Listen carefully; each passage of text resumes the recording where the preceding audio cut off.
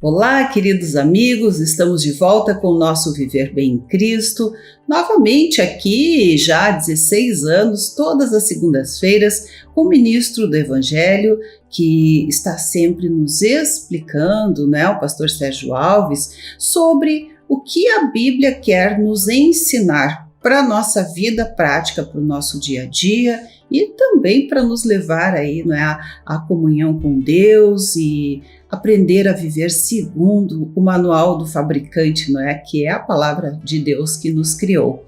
Então, pastor Sérgio, muito obrigada por estar conosco mais uma vez.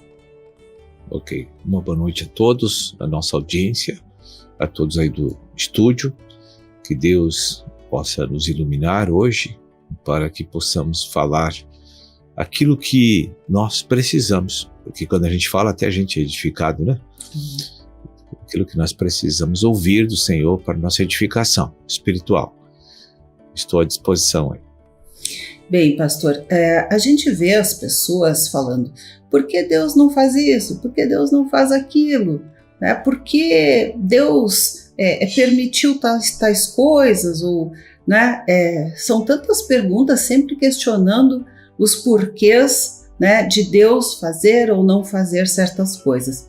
E há uma palavra que diz que tudo provém de Deus, e eu achei aqui na passagem do livro de Crônicas, segundo livro de Crônicas, no capítulo 7, no versículo 14, que diz: se o meu povo, que se chama pelo meu nome, se humilhar e orar e me buscar e se converter dos seus maus caminhos, então eu ouvirei dos céus, perdoarei os seus pecados e sararei a sua terra. E eu gostaria que o senhor comentasse isso, cada palavra ali, se o meu povo humilhar, me buscar, se converter, Deus irá ouvir, perdoará e sarará a sua terra. Então, o que significa isso exatamente?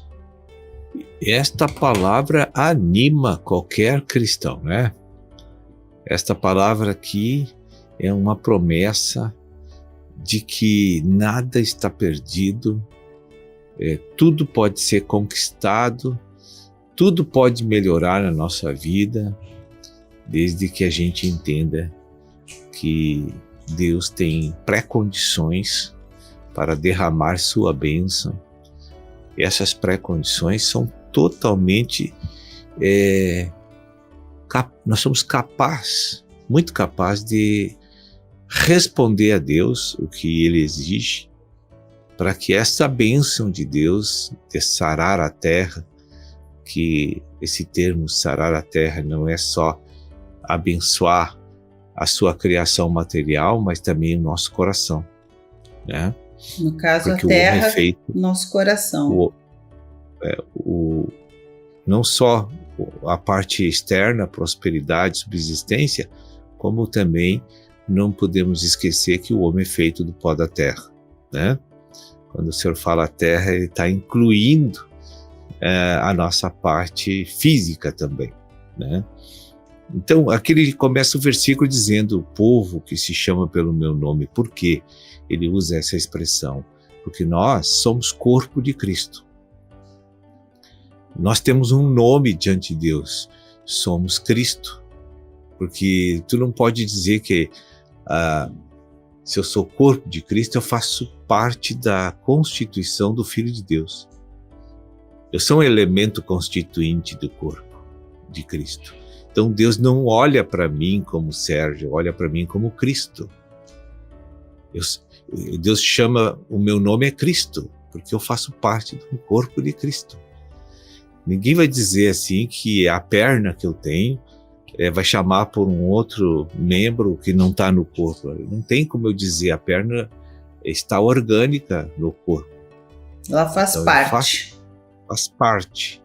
Então todos os cristãos que foram regenerados pelo sangue de Cristo e receberam o dispensar do Espírito pela ressurreição de Cristo, e que nasceram da água e do Espírito, como diz a palavra em João 3, de 1 a 6, eles são corpo de Cristo. Então Deus chama o povo dele, é um homem coletivo. Cristo não é uma pessoa só, é um homem coletivo. Então ele nos chama pelo nome. E aqui diz que esse povo se humilhar e orar, significa que nós não temos humildade. Significa que geralmente o homem anda na soberba do seu coração, independente de Deus, agindo conforme os seus conceitos próprios, seus pareceres, e isso realmente acarreta uma série de problemas para nós mesmos, né? Verdade. Então, aí o Senhor disse assim, olha, para se humilhar você tem que me buscar. O que é buscar? Aí Jesus explica isso em João 8,32, o que é buscar. Ele diz, e conhecereis a verdade, e essa verdade vai libertar vocês do orgulho, né? Vai libertar vocês do velho homem, do homem anímico, do homem natural, vai libertar vocês do domínio da carne. Então Deus disse, aí sim, essa atitude de conhecer a verdade vai fazer com que eu escolha um caminho de humildade, que eu viva um caminho de humildade, de forma prática. Porque se eu conheço a verdade, não é para acumular conhecimento, e sim para me adequar a minha psique a estar dependendo de Deus e deixando Deus governar meus membros através dessa verdade. E não quando eu obedeço. Desculpa, e não ao velho homem, que são aqueles conceitos caídos, né, e humanos que, né, não são muito pobres, digamos assim, né? São enganadores. São enganadores. E eles não processam crescimento de vida para a pessoa. A pessoa continua indo em direção oposta a Deus, o seu caminho. E isso vai acarretar uma série de dificuldades para essa pessoa. Então Deus diz assim, olha, se vocês conhecerem a minha verdade, vocês vão converter.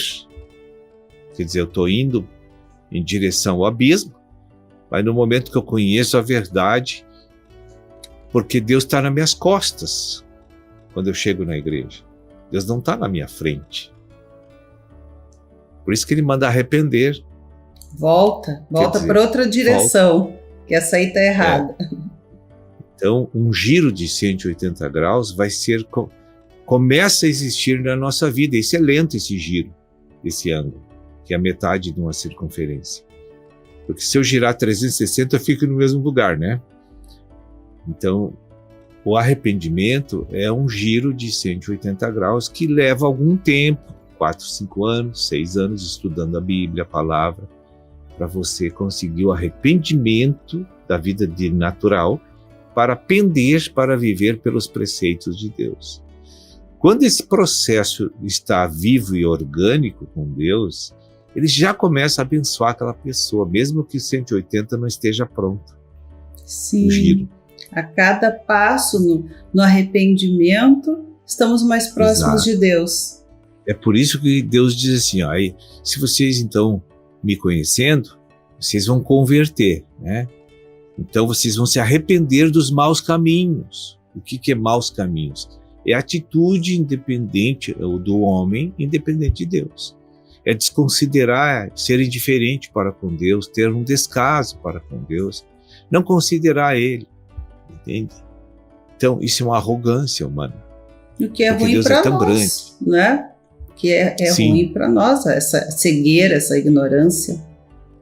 Mas, dentro da nossa personalidade, do nosso campo mental, a gente não tem realidade disso. A gente acha que pode governar as nossas vidas. Então, esse autogoverno nos leva à desgraça. Mas quando você quebra esses dogmas de auto-administração da tua vida, da nossa vida, a gente começa a entender que fomos criados para depender desse Deus. E o fator de sucesso e prosperidade da nossa vida está em voltar para esse Deus, que nós saímos dessa posição e passamos a agir independente dele. Agora estamos voltando. Então o Senhor diz, por isso que ele fala em converter os seus maus caminhos. Então viver de forma natural, sem considerar Deus, é um pecado.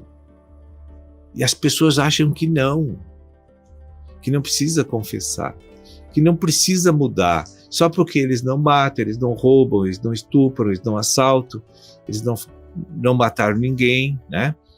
Eles não fazem o mal para ninguém, eles acham que está tudo certo, que Deus agora vai amá-los porque eles têm moralmente um bom comportamento, sendo que Deus está instruindo a nossa vida de uma forma tão clara que a nossa salvação e justificação diante de Deus não é por bom comportamento, é porque é pela fé na pessoa de Jesus Cristo. As pessoas não entendem, tem cristãos com 10 anos na igreja que não conseguem ter realidade disso que eu estou falando. E isso atrapalha demasiadamente esse giro de conversão. Isso fica lento, moroso, e a pessoa passa então a ter privações das bênçãos de Deus por causa dessa morosidade. E aí acham que a igreja, a Bíblia e Deus são ineficazes. Não são. O problema é que essa pessoa está tardando muito para fazer essa conversão, né? De se entregar de todo o coração para Deus, né? Então veja que Deus cadeou toda a bênção humana na obediência à verdade. Olha, isso é muito importante. Sim. Por isso que ele diz aqui na palavra, né? Ele é bem claro, Senhor, eu primeiro preciso ver a tua obediência a mim, para mim começar a te colocar no muito que eu tenho para ti, né? E a questão da obediência é uma questão que dá para falar bastante sobre isso, porque se a pessoa não entender a ciência divina da obediência, ela vai ter muita dificuldade de se entregar para Deus. Tem uma palavra que diz, se ouvirdes e me obedecerdes, comerás o melhor da terra, né? Exatamente. Então, pastor, vamos fazer um breve intervalinho, mas já voltamos aí dando continuidade a esse assunto.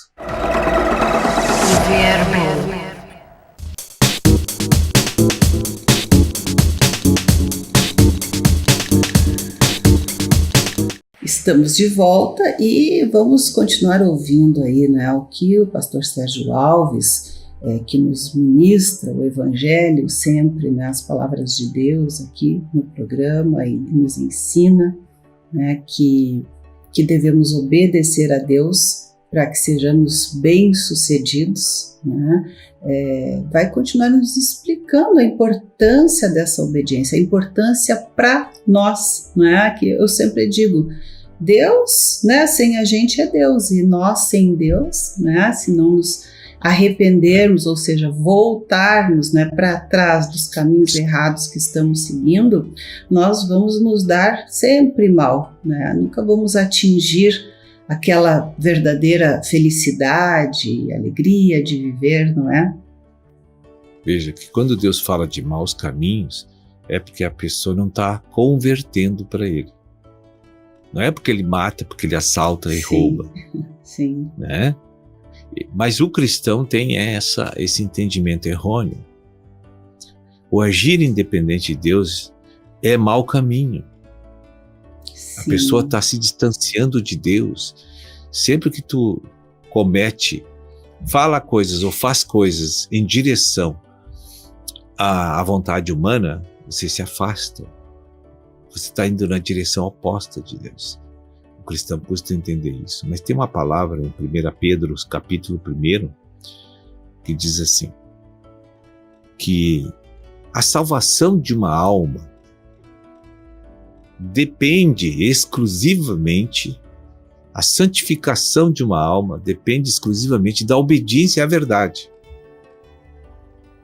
Então, veja quanta coisa precisa ser feita para chegar nessa santificação da alma, porque ninguém vai se encontrar eternamente com Deus sem a sua alma ser santificada. É uma mera ilusão humana pensar que nós seremos arrebatados aos céus por Cristo com a alma fora do governo divino. É uma ilusão. A santificação de uma alma quer dizer, Deus assumiu o governo daquela pessoa. É um processo gradual. Isso não quer dizer que ela não peque mais. É importante a gente falar isso. Esse conceito é importante porque, né, a gente vai sempre pecar, não adianta, por mais que não queira, quando vê, tá pensando alguma coisa, né, errada, que está em desacordo, né, com Deus, ou tem sentimentos, né, como ira e tantas outras coisas, né. Julgamento também, essas coisas, né, julgar o próximo, né, amarguras, sempre a gente vai ter problemas. Agora, uma pessoa que está sob o governo de Cristo, logo que ele é iluminado pelo meio da intuição, da consciência, que são faculdades espirituais nossas. E imediatamente ele retorna para a sobriedade espiritual e vai confessar, e vai pedir perdão a Deus pelos pecados cometidos. Então ele recebe a purificação pelo sangue de Jesus, quando ele confessa. Isso é um homem santificado. Se nós não temos essa condição de receber a informação subjetiva divina de que pecamos e vamos lá consertar com Deus, nós não somos espirituais, não estamos santos e ainda não somos governados por Deus. Sabe aquele mal-estar que dá em você depois que você comete um delito, um pecado, uma transgressão da verdade? Sim. A gente começa... Na hora que está brabo, a gente não tem problema nenhum. Mas daqui a pouco, passando uma meia hora, uma hora, a gente começa a sentir que Deus está trazendo de volta aquela cena para você pensar. E aí começa a dar um mal-estar, né? Isso. Tipo, aí você já começa eu fiz uma bobagem. É verdade. Você já começa a desconfiar que pisou na bola, né? E aí daqui a pouco você já está confessando. Daqui a pouco você já reconheceu o erro. Isso que é glorioso diante de Deus. Sim. Porque isso significa que Deus te governa. Sim. E que tu teme ao Senhor. Então tu tem uma alma santificada. E isso que é maravilhoso no crente, né? Veja, Davi era o homem segundo o coração de Deus, mas quanto pecado ele cometeu? Verdade. Mas ele nunca deixou de ser o homem segundo o coração de Deus. Está escrito em uma passagem, né? Se confessardes os vossos pecados, ele é fiel e justo para vos perdoar, né? De todas essas, de toda a injustiça, né? Como diz na palavra, né? Ou seja, de tudo aquilo que não vem dele. Eu creio que é injustiça, né? E esses anos todos que eu estou aqui na igreja, eu vejo os cristãos dizer para mim, isso eu nunca vou conseguir. Obedecer essa palavra, nunca vou conseguir. Quando eles dizem isso, eu tenho um pensamento, né? Uma atitude mental impregnada de desesperança dentro deles, de falta de fé. Porque tudo é possível àquele que crê. Tudo. Está escrito e é verdade. Então o Senhor, Ele mostra a verdade para você, você acha o padrão super elevado. Por quê? Porque você tem uma formação mental já predisposta a rejeitar tudo que Deus está pedindo, porque você está ministrado por dentro pela carne que não se deve seguir aqueles caminhos. Você está influenciado por dentro que aquilo ali é uma coisa absurda, você tem que fazer aquilo. Então, tem que mudar a maneira de encarar a palavra de Deus. Aí eu faço uma pergunta assim, para que o nossa audiência possa refletir, nós todos. Eu gosto de perguntar sempre, você tem que se esforçar para obedecer um mandamento de Deus? Então. Quando eu pergunto isso, as pessoas ficam em silêncio. Porque, na verdade, não é por esforço, nem capacidade humana. É sim uma decisão. Decisão não faz força. Sim. Temos que decidir fazer, né, conforme Deus nos manda, né, e quer, para as coisas darem certo, usando né? As coisas da Exato. forma certa, praticando. Esse é o caminho. Veja, quando um pai e uma mãe promete dar uma surra no filho porque ele fez coisas graves, o coração do pai e da mãe fica lá se arremoendo. Dói. Aquela conversa vai doer mais em mim do que em ti, mas eu preciso fazer, exato. né? E Deus também age assim com a gente, né? Deus sabe o que é bom para você. Mas ele... Que nem mesmo a gente sabe, né? Acha que sabe. Bem, pastor, infelizmente o nosso programa, né, chegou ao final aqui, no nosso tempo, mas passou tão rápido mesmo, muito rápido hoje, como sempre, e a gente quer dar continuidade a isso, sim, na próxima semana, né, para que haja esse esclarecimento, né, essa iluminação aos corações de todos. Então, quero lhe agradecer mais uma vez por estar conosco aqui no Viver Bem em Cristo. Amém. Eu agradeço também e uma boa noite a todos que nos acompanharam aqui hoje. Viver Bem.